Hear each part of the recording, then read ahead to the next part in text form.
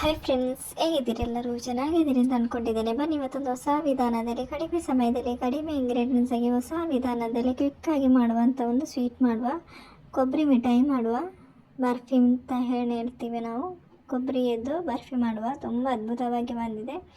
ಹೆಲ್ದಿಯಾಗಿ ಟೇಸ್ಟಿಯಾಗಿ ಮಾಡುವಂತಹ ಒಂದು ಕೊಬ್ಬರಿ ಮಿಠಾಯಿ ಇದು. ಬನ್ನಿ ಇದನ್ನು ಮಾಡೋದು ಹೇಗೆ ಅಂತ ನೋಡೋಣ. ಅದಕ್ಕೆ ಮುಂಚೆ ನನ್ನ ವೀಡಿಯೋಸ್ ನಿಮಗೆ ಇಷ್ಟ ಆಗೋದಾದ್ರೆ ಒಂದು ಲೈಕ್ ಮತ್ತು ಸಬ್ಸ್ಕ್ರೈಬ್ ಮಾಡೋದನ್ನು ಮರಿಬೇಡಿ.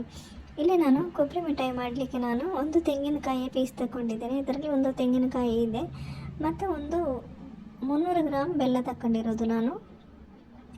ಈಗ ಇದನ್ನು ಕೊಬ್ಬರಿಯನ್ನು ನಾನು ಮಿಕ್ಸಿ ಜಾರಿಗೆ ಹಾಕ್ತಾ ಇದ್ದೇನೆ. ಈಗ ಇದನ್ನು ಸ್ವಲ್ಪ ಪುಡಿ ಮಾಡ್ಕೋಬೇಕು.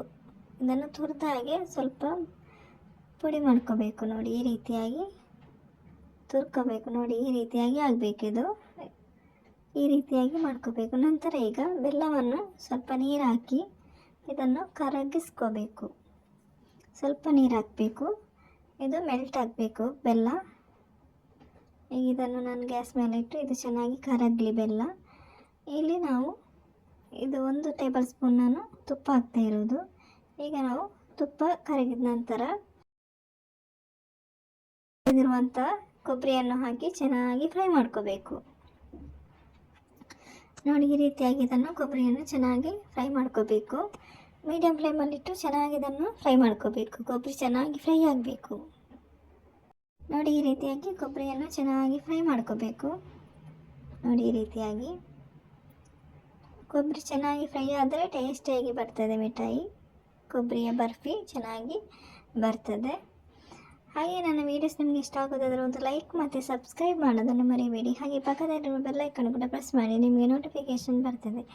ಹಾಗೆ ನಿಮ್ಮ ಫ್ರೆಂಡ್ಸ್ ಫ್ಯಾಮಿಲಿ ಜೊತೆ ಶೇರ್ ಮಾಡಿ, ಸಪೋರ್ಟ್ ಮಾಡಿ. ನೋಡಿ ಇದು ತೆಂಗಿನ ತುರಿ ಚೆನ್ನಾಗಿ ಫ್ರೈ ಆಗಿದೆ, ಹುರಿದಾಗಿದೆ. ಈಗ ನಾವು ಬೆಲ್ಲದ ನೀರನ್ನು ಹಾಕುವ. ಬೆಲ್ಲ ಚೆನ್ನಾಗಿ ಕರಗಿದೆ. ಇದನ್ನು ಸೋಸ್ಕೊಂಡು ಹಾಕಬೇಕು. ಬೆಲ್ಲದ ನೀರು ನಾವು ಹಾಕುವಾಗ ಸೋಸ್ಕೊಂಡು ಹಾಕಬೇಕು. ಇದರಲ್ಲಿ ಕಸ ಇರ್ತದೆ, ಅದಕ್ಕೋಸ್ಕರ ಕರಗಿಸಿ ಸೋಸ್ಕೊಂಡು ಹಾಕಬೇಕು. ನೋಡಿ ಈಗ ಚೆನ್ನಾಗಿ ಇದನ್ನು ಮಿಕ್ಸ್ ಮಾಡ್ಕೋಬೇಕು. ಈಗ ಇದು ಚೆನ್ನಾಗಿ ಮಿಕ್ಸ್ ಆಗಬೇಕು. ಮಿಕ್ಸ್ ಆಗಿದ್ದು ಚೆನ್ನಾಗಿ ಗಟ್ಟಿ ಆಗೋ ತನಕ ಇದನ್ನು ಈ ರೀತಿ ಮಿಕ್ಸ್ ಮಾಡ್ತಾನೆ ಇರಬೇಕು. ಈ ರೀತಿ ಇದು ಚೆನ್ನಾಗಿ ಮಿಕ್ಸ್ ಮಾಡ್ತಾನೆ ಇರಬೇಕು. ಇದನ್ನು ರೆಸಿಪಿಯನ್ನು ಟ್ರೈ ಮಾಡಿ ನಿಮ್ಮ ಅನಿಸಿಕೆ ಅಭಿಪ್ರಾಯಗಳನ್ನು ಕಮೆಂಟ್ ಬಾಕ್ಸಲ್ಲಿ ತಿಳಿಸಿ. ಹಾಗೆ ಸಬ್ಸ್ಕ್ರೈಬ್ ಮಾಡೋದನ್ನು ಮರಿಬೇಡಿ. ನೋಡಿ ಈ ರೀತಿಯಾಗಿ ಮಿಕ್ಸ್ ಮಾಡ್ತಾನೆ ಇರಬೇಕು. ನೋಡಿ ಈ ರೀತಿಯಾಗಿ ಗಟ್ಟಿ ಆಗ್ತದೆ ಅದು. ನೋಡಿ ಇದು ಆಗ್ತಾ ಬಂತು. ಇದು ನೋಡಿ ಈ ರೀತಿಯಾಗಿ ಆಗಬೇಕು. ಈ ರೀತಿ ಮಿಕ್ಸ್ ಮಾಡ್ತಾನೆ ಇರಬೇಕು. ನೋಡಿ ಈ ರೀತಿಯಾಗಿ ಮಿಕ್ಸ್ ಮಾಡಿ ಇದು ಗಟ್ಟಿ ಆಗೋ ತನಕ ನಾವು ಮಿಕ್ಸ್ ಮಾಡ್ತಾನೆ ಇರಬೇಕು. ಕೈ ಬಿಡದೆ ಮಿಕ್ಸ್ ಮಾಡ್ತಾನೆ ಇರಬೇಕು. ನೋಡಿ ಇದು ಆಗಿದೆ. ಇಷ್ಟಾದರೆ ಸಾಕಾಗ್ತದೆ. ಈಗ ಇದನ್ನು ನಾವು ಒಂದು ಪ್ಲೇಟಿಗೆ ಹಾಕಬೇಕು. ಇದು ಆಗಿದೆ. ಇಷ್ಟಾದರೆ ಸಾಕು, ಪರ್ಫೆಕ್ಟ್ ಆಗಿದೆ ಇದು. ಈಗ ಇದನ್ನೊಂದು ಪ್ಲೇಟಿಗೆ ಹಾಕುವ. ಇಲ್ಲಿ ನಾನು ಒಂದು ಪ್ಲೇಟ್ ತುಪ್ಪ ಸವರಿ ಇಟ್ಕೊಂಡಿದ್ದೇನೆ. ಈ ಪ್ಲೇಟಿಗೆ ನಾನು ಹಾಕ್ತಾ ಇದ್ದೇನೆ. ನೋಡಿ ಈ ರೀತಿಯಾಗಿ ಹಾಕಬೇಕು.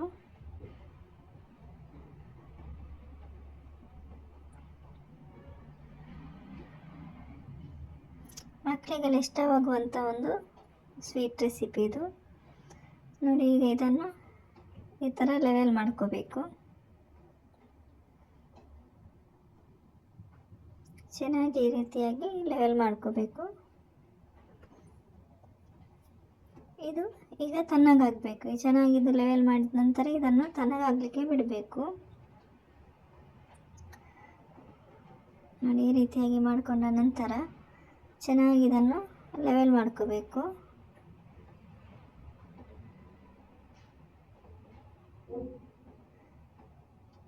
ಈಗ ಇದು ಫುಲ್ಲು ತಣ್ಣಗಾಗಬೇಕು. ಇದು ತಣ್ಣಗಾದ ನಂತರ ಇದನ್ನು ನಾನೀಗ ನೋಡ್ತಾ ಇರೋದು. ಇದನ್ನು ನೀವು ಫ್ರಿಜ್ಜಲ್ಲಿ ಕೂಡ 1 ಗಂಟೆ ತನಕ ಇಡ್ಬೋದು.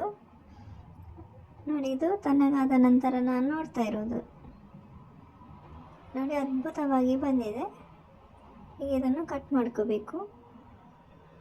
ಮಕ್ಕಳಿಗೆಲ್ಲ ತುಂಬ ಇಷ್ಟವಾಗುವಂಥ ಕೋಕೋನಟ್ ಬರ್ಫಿ ಇದು. ರೆಸಿಪಿಯನ್ನು ಟ್ರೈ ಮಾಡಿ. Thank you for watching.